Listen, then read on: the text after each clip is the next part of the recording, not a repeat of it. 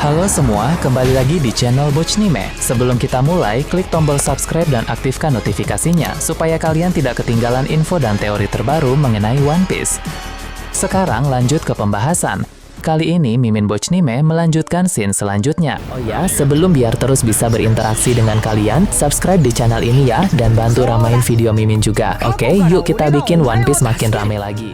Kesadaran Luffy masih tertahan di dalam luasnya dimensi Nika setelah langkahnya terhenti oleh pembatas misterius yang membuatnya tidak bisa mendekati inti energi matahari. Mengingat pesan Dewa Nika generasi pertama bahwa ia harus mencari solusinya sendiri, Luffy memilih tidak berdiam diri dan memutuskan untuk mengeksplorasi ruangan lain di dimensi yang maha luas tersebut. Secara acak, ia melangkah masuk ke sebuah ruangan yang memamerkan mural raksasa berkekuatan artistik tinggi di dinding. Lukisan megah tersebut mengabadikan sosok Dewa Matahari Nika generasi pertama yang sedang dikelilingi oleh para sekutu kepercayaannya. Berbeda dengan era Joy Boy atau era Luffy saat ini, Nika di zaman purba bukanlah seorang bajak laut, melainkan sosok dewa yang nyata. Karena pada era dunia pertama yang merupakan masa perseteruan murni antara dewa dan iblis, kelompok seperti bajak laut, angkatan laut, ataupun pemerintah dunia sama sekali belum tercipta. Meskipun memiliki status yang sangat agung, Dewa Nika terbukti tidak hidup menyendiri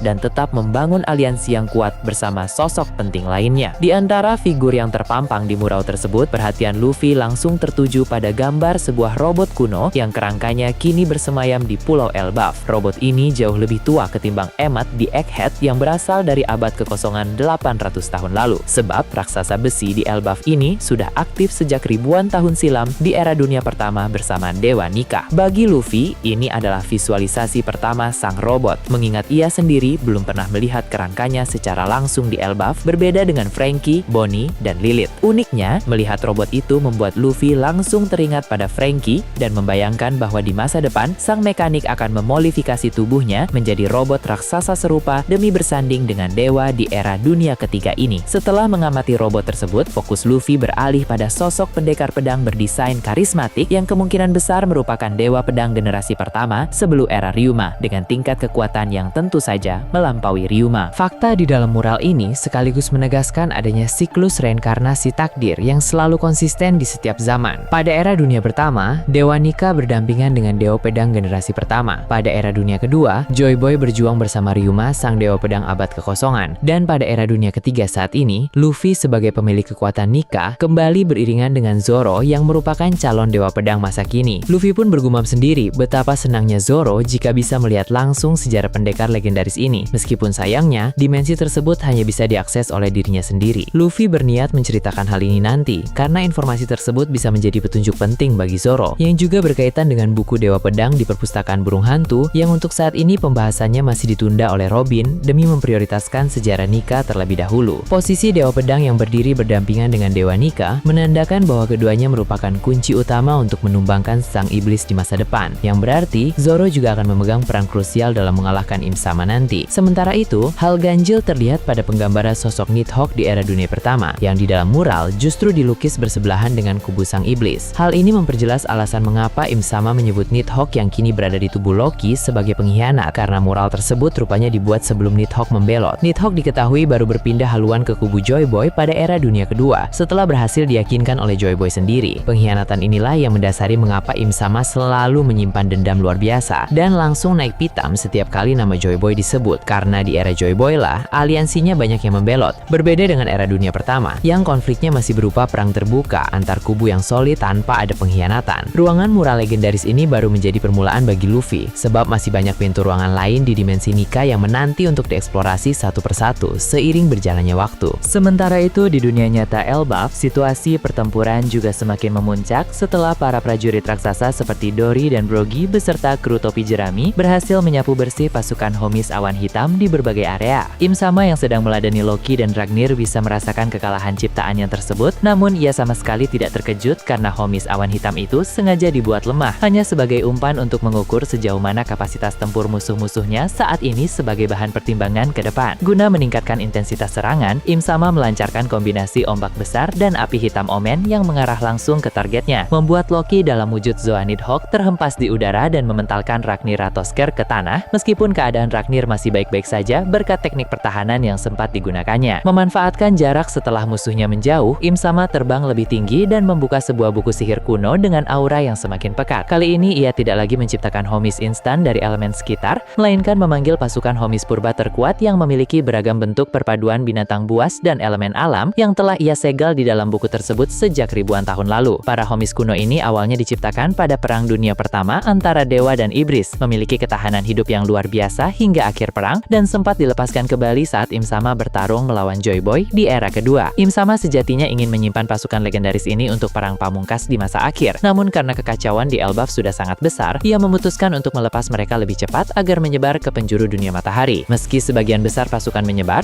ada satu homies kuno berwujud harimau saber-tooth raksasa dengan elemen api yang diperintahkan tetap tinggal di sana untuk mengawal Im Sama melawan Loki dan Ragnir. Pertempuran pun langsung terbagi, di mana Loki kembali melesat menantang Im Sama di udara, sementara Ragnir melompat ke atas kepala naga Loki. Ketika Loki mencoba menyemburkan energi petir ke arah pohon tempat Sabertooth berpijak, makhluk purba tersebut dengan kecepatan kilat berhasil menghindar dan justru melompat ke atas kepala naga Loki untuk mengincar Ragnir dengan serangan cakar apinya. Walaupun terkejut dengan pergerakan yang sangat cepat, Ragnir mampu menangkis serangan tersebut dengan baik. Karena Loki mengamuk tidak ingin kepalanya dijadikan arena tarung, Ragnir memberikan isyarat kode yang dipahami oleh Loki bahwa ia setuju untuk membawa duel ini ke area daratan, sehingga Loki akan fokus melawan Im Sama di udara, sedangkan Ragnir dalam mode tupai akan meladeni sang harimau purba di bawah. Im Sama sempat meremehkan dengan berkata bahwa dalam hukum alam, harimau saber-tooth adalah predator puncak yang akan mencabik-cabik seekor tupai. Namun Loki membalasnya dengan senyuman tak gentar dan menegaskan bahwa Ragnir bukanlah tupai liar biasa, melainkan makhluk mitologi Ratatoskr dengan kekuatan es absolut yang siap mengalahkan homies tersebut. Di belahan wilayah lain, Nami, Usopp, dan Brook terlihat masih beristirahat untuk memulihkan kondisi fisik mereka, di mana Usopp dan Brook kini sudah sadar dari pingsannya meski belum bisa bergerak untuk bertarung. Di tengah masa rehat tersebut, Brook yang sedang berdiam diri kembali terlempar ke memori masa lalunya di kerajaan Esperia puluhan tahun silam melalui sebuah kilas balik singkat. Sebelum menjabat sebagai pemimpin konvoi militer di sana, Brook kecil tumbuh di kawasan kumuh yang didera kemiskinan ekstrem tanpa adanya harapan hidup, yang memicu kebencian mendalam di hatinya terhadap Raja Esperia kala itu karena dianggap sebagai dalang utama atas penderitaan masa kecilnya. Takdir Brook mulai berubah ketika ia secara kebetulan bertemu dengan seorang pemuda berusia 21 tahun bernama Raven yang tanpa membocorkan identitas aslinya sebagai pangeran dan calon pewaris tahta, justru menjalin persahabatan erat dengan Brook karena adanya maksud terselubung tertentu. Suatu hari, Brook terlibat masalah besar di tengah lautan dan berada dalam situasi kritis karena dikejar oleh pihak angkatan laut. Di saat genting itulah, Raven bersama rekannya yang bernama Candle turun tangan langsung untuk menyelamatkan Brook dari bahaya tersebut. Setelah berhasil menolongnya, mereka berdua membawa Brook ke kerajaan Esperia dan memberikan secercah harapan hidup yang baru bagi dirinya. Kebaikan yang sangat besar dari Raven dan Candle membuat Brook merasa berutang budi amat dalam, hingga akhirnya ia memutuskan untuk setia sepenuhnya kepada mereka berdua. Bahkan kesetiaan itu tetap terjaga ketika Raven resmi naik tahta menjadi raja yang baru. Dedikasi inilah yang mendasari alasan Brook memimpin konvoi pertempuran dan terus melakukan berbagai hal demi kejayaan negeri, sang Raja Raven, serta sang Ratu Candle. Walaupun kilas balik sejarah ini masih terbilang singkat dan melompat-lompat, detail mengenai masa lalu Brook dipastikan akan terkupas lebih dalam pada bab-bab mendatang. Nah, bagaimana menurut kalian terkait ini? Nah, itu tadi berbagai hal menarik pada pembahasan channel Bochnime kali ini. Menurut kalian bagaimana? Silahkan tulis di kolom komentar di bawah. Oke, segitu saja untuk pembahasan kali ini. Jangan lupa like, share, dan subscribe untuk video menarik selanjutnya. Peaceful World!